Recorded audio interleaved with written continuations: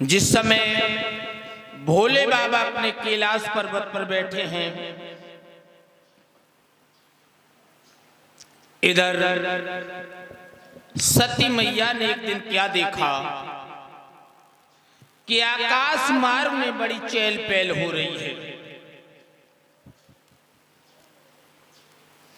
सभी देवियां अपने अपने देवताओं के साथ सुंदर सुंदर वस्त्र पहन करके सज धज के विमानों में बैठ करके महाराज दक्ष के यज्ञ में भाग लेने जा रहे हैं। जैसे सती मैया ने देखा तो पूछा, प्रभु हाँ हमें ये बताओ ये विमान कहाँ जा रहे हैं? जवाब दिया, प्रभु ये विमान कहाँ जा रहे हैं? भोले बाबा बोले, तुम्हारे पिता दक्ष ने यज्ञ किया है, उस यज्ञ में भाग लेने जा रहे हैं। सती मैया बड़े चक्कर में पड़ गई, मेरे पिता ने यज्ञ किया है और मुझे न्योता नहीं दिया। प्रभु यदि आपकी आज्ञा हो जाए तो मैं अपने पिता के घर चली जाऊं। भोले बाबा बोले, देखो किसी ने कहा है कि बिना बुलाए आए और हमें ना बहाए। बिना बुलाए जाओगी अच्छा नहीं है। भोले बाबा समझाने लगे हैं,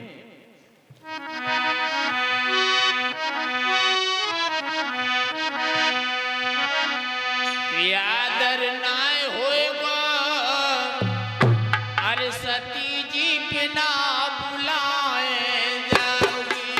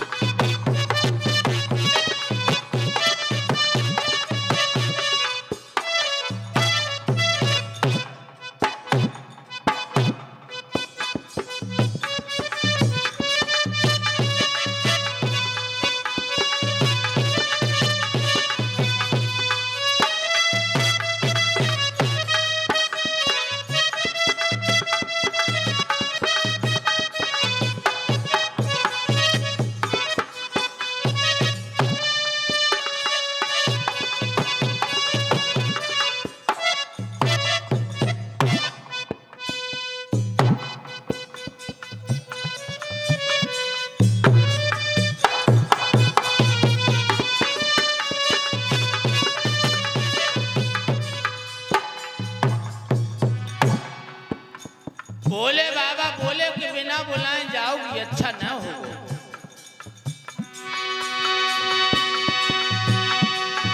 ना मानो तो सती चली जाओ,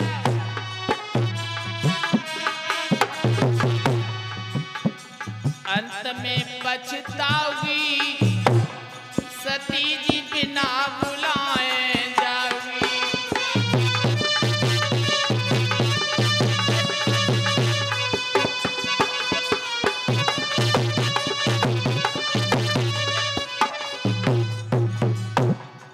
आदर नाय होएगा, सती जी बिना बुलाए जाओगी।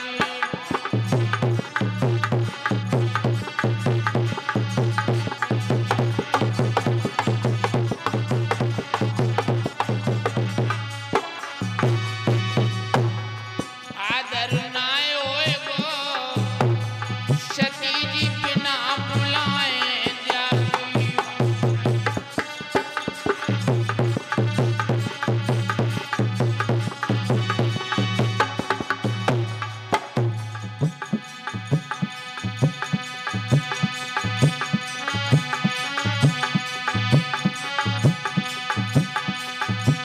अरे काले श्याम हमारे दीदी करिया में बादल पारे।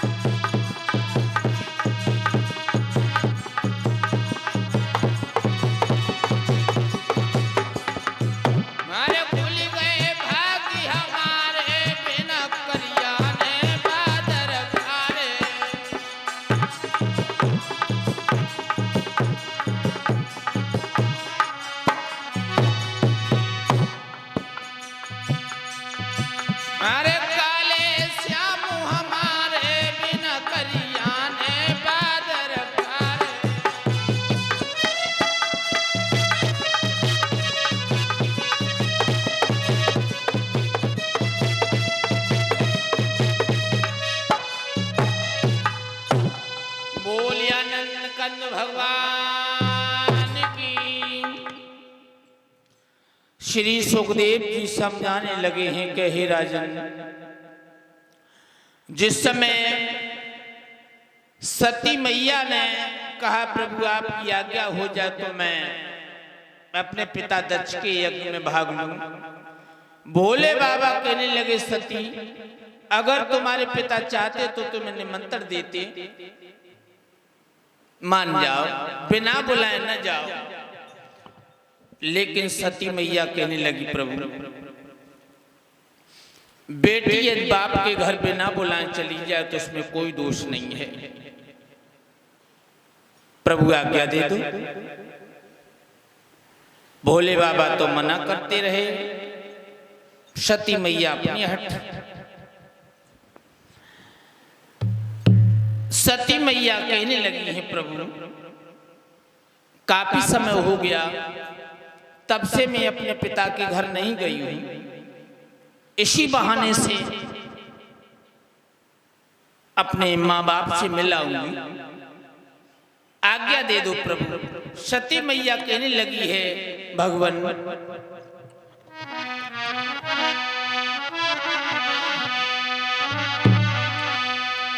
कि जादिन से भव मेरो विवाह कि भोला घर तेरे मैं आई हूँ।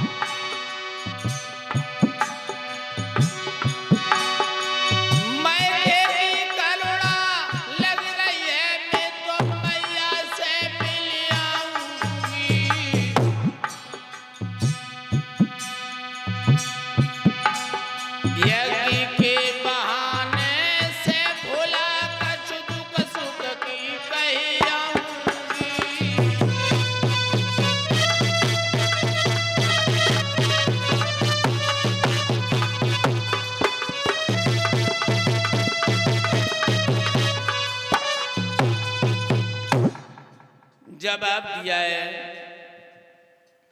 प्रभु आज्ञा दे दो, मैं अपने पिता को देखाऊंगी, साथ ही साथ यज्ञ का बहाना होगा। भोले बाबा मना करने लगे कि हे सती तुम्हारे पिता ने तुम्हें बुलाया नहीं तो बिना बुलाए मत जाओ। सती मैया नहीं मानी। भोले बाबा कहने लगे ठीक है जाओ, अपने दूतों से कहा कि तुमको साथ चले जाओ, समय आने पर सती की रक्षा करना। सती मैया जब अपने पिता दक्ष के घर को चली हैं, तुलसीदास ने चौपाई में लिखा है कि पिता भवन जब गई भवानी और दक्ष त्रास काऊ न सनमानी। तुलसीदास लिख रहे हैं कि अपने पिता के घर जब सती मैया पहुंची हैं तो किसी ने सती मैया का सम्मान नहीं, कोई नहीं बोला। महाराज दक्ष ने जब देखा कि मेरी बेटी आ रही है तो महाराज दक्ष को इतना क्रोध था और भोले बाबा से क्रोध होने के कारण सती से भी बात नहीं कर रही,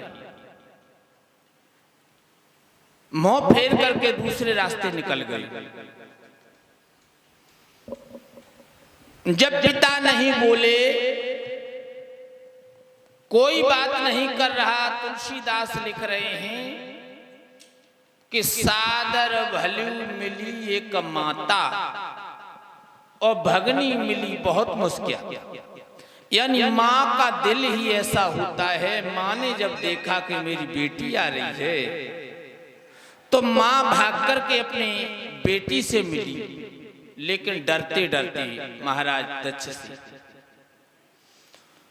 महाराज दक्ष का डर है, डरते डरते माँ मिली हैं, बेटी को हाल पूछा।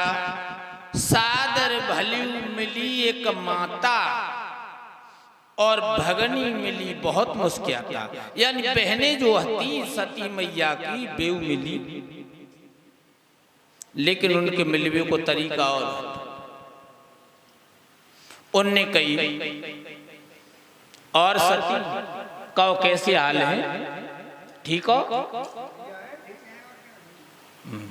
ठीक हो, और बतावा कैलाश पर्वत पे कोई बैठे मिल जात पास में? तुम्हारे पति तो एक फक्कड़ है, उनकी गर्दन में सर्पों की माला है, कैलाश पर सारे दिन भांग धतूरा पी के मस्त पड़े रहते। माँ कोई है तुम्हारे पास, आ जा तो ना आया। ऐसे शब्द सती की बहनें सती से कह रहे, लेकिन ये शब्द सती को अच्छे नहीं लग रहे। सबसे बातें करती हुई सती मैया वहीं पहुंच गई जहां पर यज्ञ चल रहा था। क्या देखा? यज्ञशाला में सभी देवताओं के स्थान हैं, लेकिन भोले बाबा की कोई जगह नहीं है।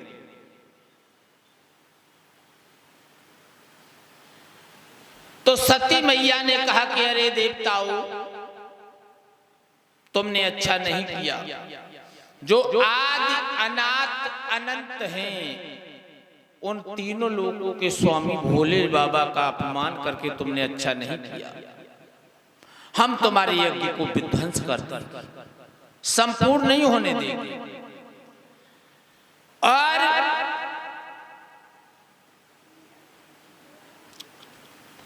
सती मैया ने दोनों हाथ जोड़े भोले बाबा सरस्वती की, प्रभु आपने बहुत मना किया, हमने नहीं माना, लेकिन अब हम अपने शरीर को जलाने जा रही हैं। प्रभु गलतियों को क्षमा करें। प्रभु आपका अपमान हमसे बर्दाश्त नहीं हो रहा। उसी समय सती मैया यज्ञशाला में कूद करके अपने प्राणों की आहुति दी। यज्ञ विध्वंस हो गया। यज्ञ जब विध्वंस हो गया, उसी समय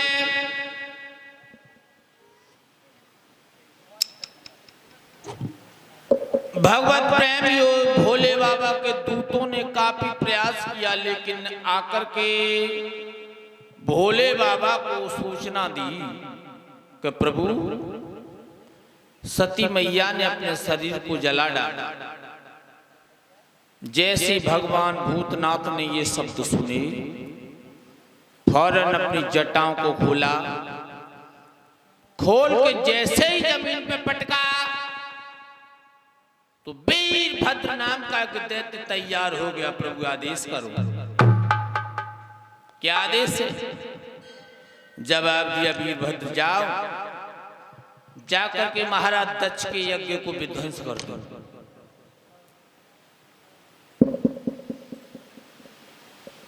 उसी समय वीरभद्र आंधी तूफान की तरह चले हैं, जाकर के वहीं पहुंच गए। चारों तरफ हाहाकार मचा दिया। जैसा जिसने सती मैया के साथ परिहास किया, वैसा उसे दंड दिया। महाराज दक्ष का सिर काट डाला, यज्ञशाला को खोद करके समुद्र में फेंक दिया। यज्ञ जब विध्वंस हो गया, सोई सभी देवता लोग घबरा गए। प्रभु क्षमा। भोले बाबा से स्तुति करने लगे, प्रभु हमसे बहुत बड़ी गलती बन गई, प्रभु क्षमा करो हमें। आप वीरभद्र का क्रोध शांत करो प्रभु, अब आ जाओ, आ जाओ।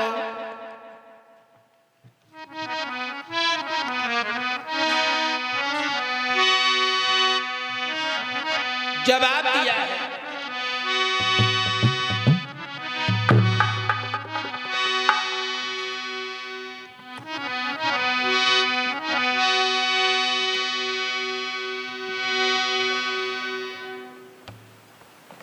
भाई छोड़ो दद्दू भाई का मतलब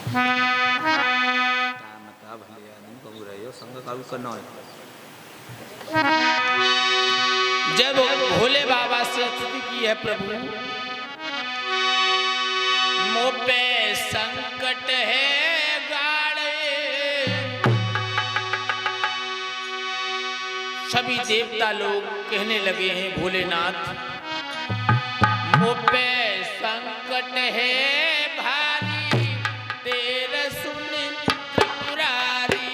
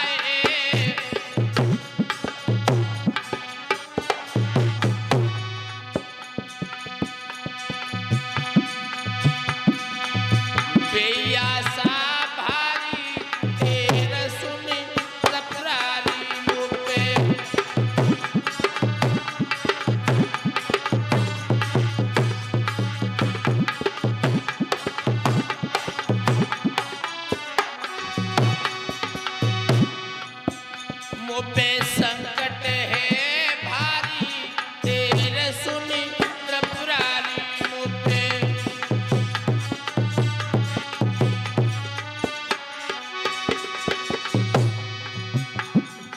सभी देवता लोग बोले हैं,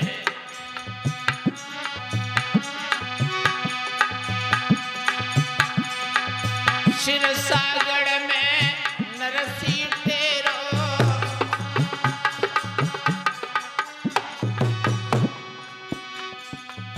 बात भरतई भयो सवेरो।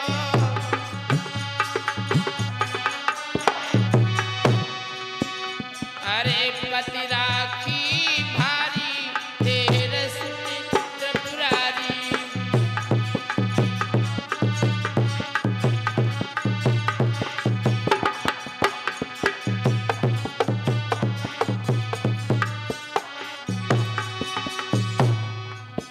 मुँह पे संकट है भारी, तेरे सुन त्रिपुरारी।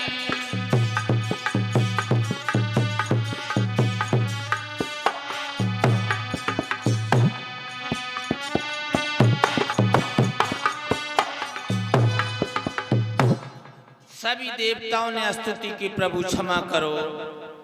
उसी समय भोले बाबा ने आकर के वीरभद्र के क्रोध को शांत किया है।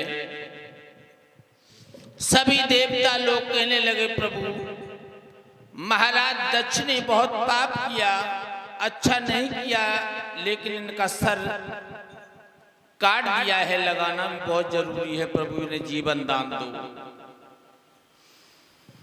उसी समय लिखा है, भोले बाबा ने महाराज दक्ष को बकरे का सर लगा करके जीवन दान दिया है।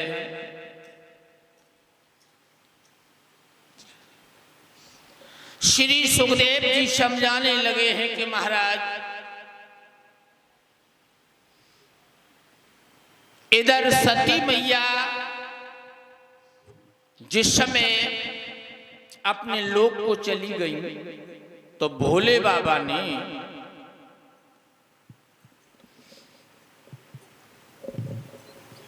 सती मैया के शरीर को उठा करके भागना शुरू कर दिया। इतने मोह में भगवान भूतनाथ हो गए कि सती मैया के शरीर को उठा करके भाग रहे हैं। सुखदेव जी समझाने लगे हैं कि जहां जहां अंग सती मैया का गिरा वहां 9 देवी प्रकट हो गई।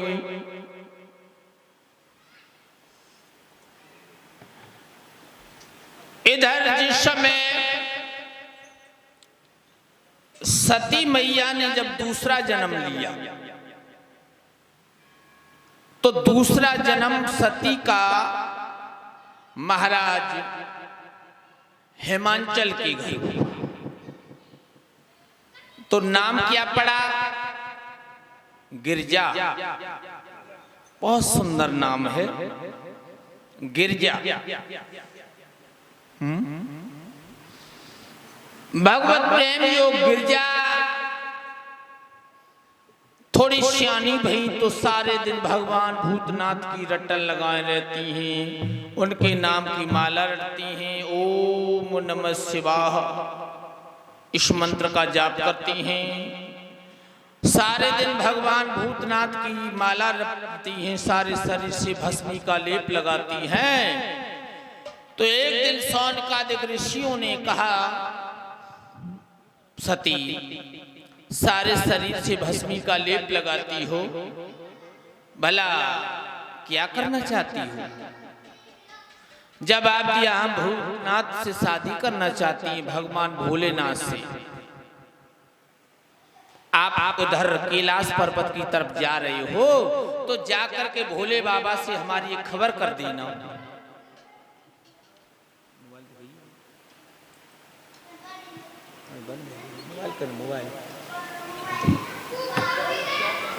मोबाइल दिखा।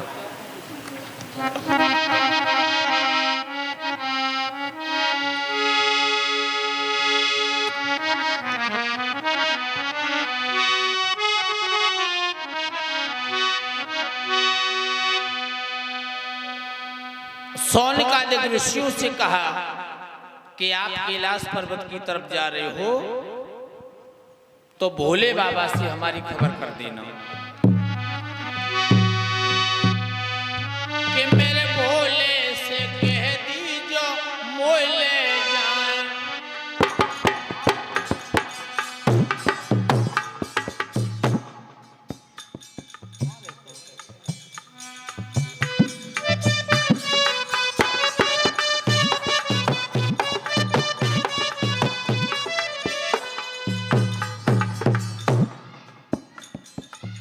सौनकादिक ऋषियों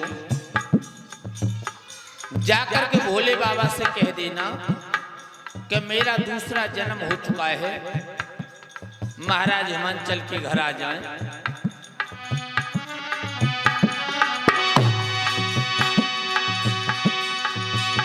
मेरे भोले से कह दीजो मोह ले जाएं।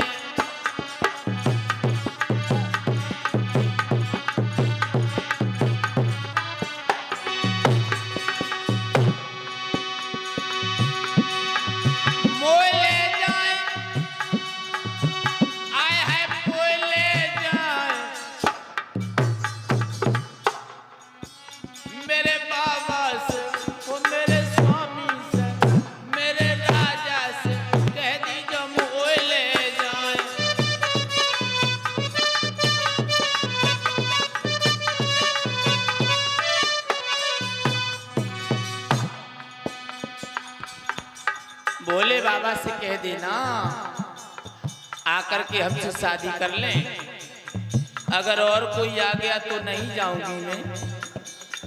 बोली सती और देवता यदि कोई आवे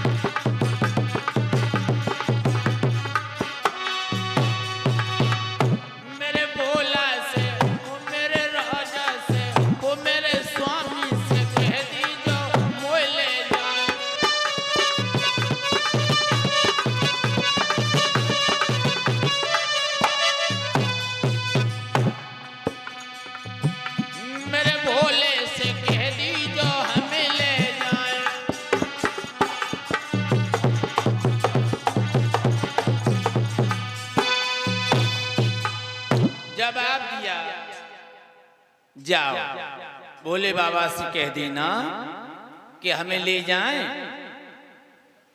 तो सोने का देख ऋषि बोले सती अरे भोले बाबा में का देख लो तुमने सोन से शादी करे वो चाहे नहीं, उनके पास का है? सारे दिन वह कैलाश पर्वत पे भांग धतूरा पी के पड़े रहते हैं, है का इनके पास? न ठौर है, न घर है, न बढ़ैया है, न मकान है, सारे दिन भांग धतूरा में मस्त रहते हैं। उनसे शादी करवे को पक्का फायदा। सती मैया बोली देखो हमें भोले बाबा के चरणों में प्रेम है, इसलिए हम उनसे शादी करना चाहते हैं। और जहां पर प्रेम होता है वह नेम नहीं होता है। जहां प्रेम है वहां नेम ना है, और जहां नेम है वहां प्रेम नहीं होता है। सच्चा प्रेम वही होता है जब कोई नेम नहीं होता है, यानी सकल सूरत कुछ नहीं देखी जाती।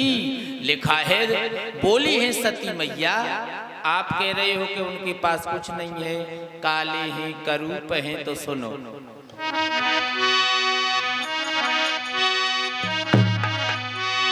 कि दिल के बाजार में हर कीमत नहीं देखी जाती रमेश, और प्रेम हो जाए तो सूरत ना देखी जाती।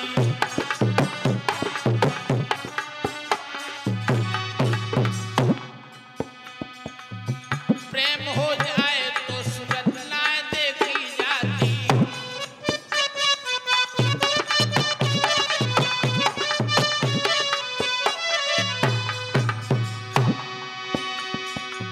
लिखा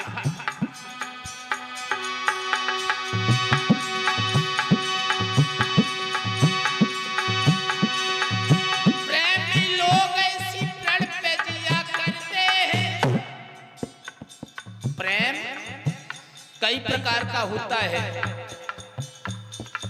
एक तो प्रेम पति पत्नी में होता है, और दूसरा प्रेम माता पुत्र का होता है।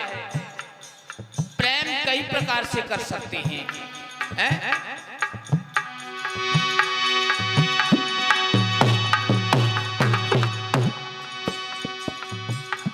एक भाई बहन का प्रेम होता है, नाम तो प्रेम है लेकिन प्रेम होता अलग अलग है।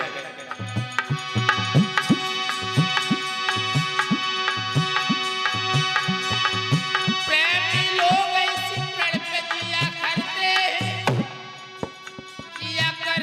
हैं, प्रेम के नाम पे वो प्राण दिया करते हैं।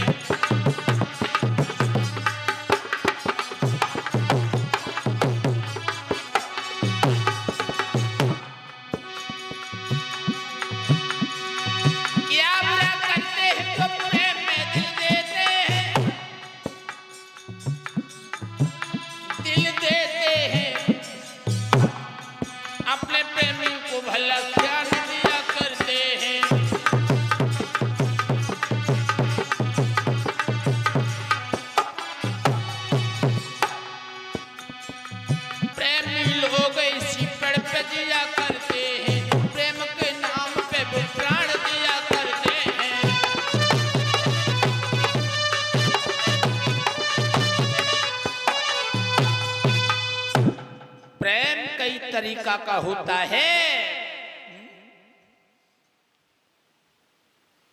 सुखदेव जी समझाने लगे हैं कि हे राजन, जब प्रेम है वहां नेम नहीं है, और जहां नेम है वहां प्रेम नहीं है। प्रभु प्रेम हो जाता है तो सूरत नहीं देखी जाती। सती मैया कह रही है